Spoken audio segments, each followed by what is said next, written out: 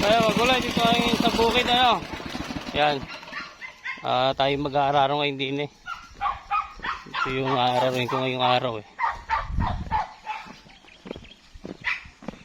Mukhang matigas pa nga lupa pero pagtsatsagaan ko na.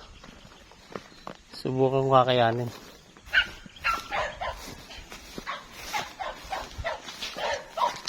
Mula kasi kahapon, niya lang, mukhang mahina pagkakaulan. Susubukan kong kakayanin itong arungkalin eh. Area na ito. Kung kaya naman. Kaya lang daming damo. Ang kalaban ko din yung damo. Ayan. So set up ko lang. Baka naman kayanin eh. Medyo madamo nga lang. Hindi ko na kasi na-grass cutter eh. Dapat pala grass cutter dinala ko. Binanata ko muna ng grass cutter. Kasi pupulupot niya sa gulong eh. Baka naman kayanin na.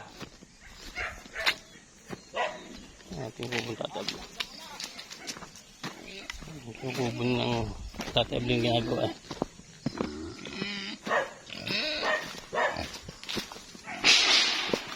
Bukan natin kung kakayanin.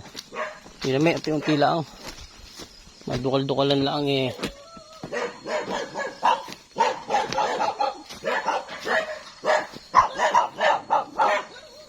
Mukhang bahay na. Napakarami bubunga ngayon ng suha oh. Yan oh. Dami oh. Sabi sa inyo, napakarami bubunga ito ngayon eh. Yan na, bahay niya. Bawal mo kape. May pintuan na eh. Diba? May basagar na yan. Yan. May ipatlak na yan. Kulang pa. Ayos nga no. May tulugan na. Yan, kuhain na ilalagay ko dyan. Didili ko yan eh. Yan. Ano. Balot-balot na no. Kailangan din magandang dingding sana eh. Yung nga iyaro eh. Kulang pa. Tatanong ko nga kay Boyd kung magbebenta siya eh. Ano. Tapos lagyan mo ng terrace dito. Ha? Lagyan mo ng terrace na maliit no.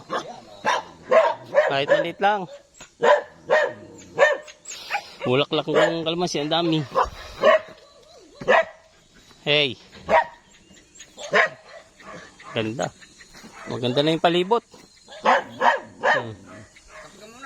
Ayaw ko magkape. Nawala nga yun lang ka rito, no? Nawala eh nga, nawala eh. Tsaka yung malaki doon. Doon. Sayang yun.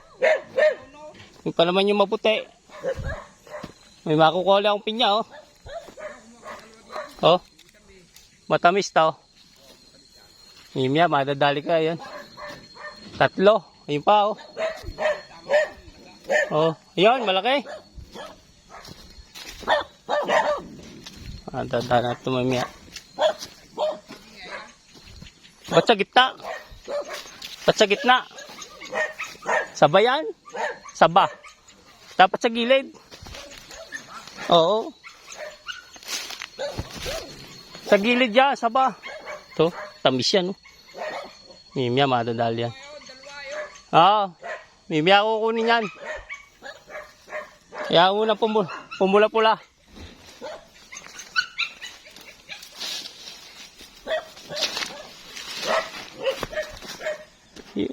Nawala yung nando, no?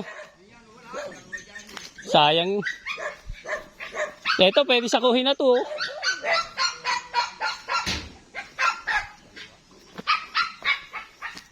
Mataba-taba na.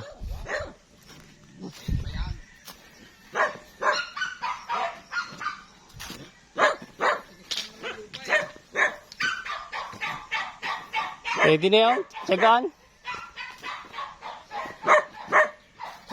Chuchay.